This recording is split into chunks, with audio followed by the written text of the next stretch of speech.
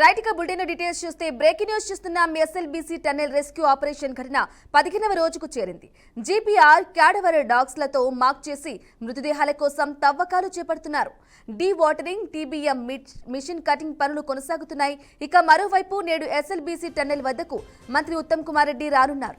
ఇప్పటికే మంత్రులు ఉత్తమ్ కుమార్ రెడ్డి, జూపల్లి కృష్ణారావు సంఘటనా స్థలంలో ఉండి సమీక్ష నిర్వహించారు.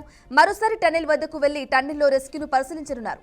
ఇక మరోవైపు మృతుల కుటుంబాలకు పరిహారం విషయంలో కీలక ప్రకటన చేసే అవకాశం ఉంది.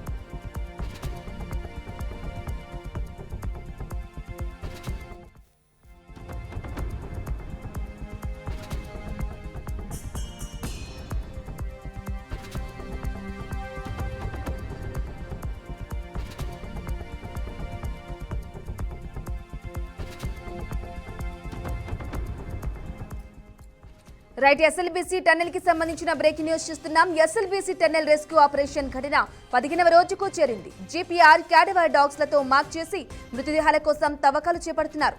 D watering, TBM machine cutting పనులు కొనసాగుతున్నాయి. ఇక మరోవైపు నేడు ఎస్ఎల్బీసీ టన్నెల్ వద్దకు మంత్రి ఉత్తమ్ కుమార్ రెడ్డి రానున్నారు.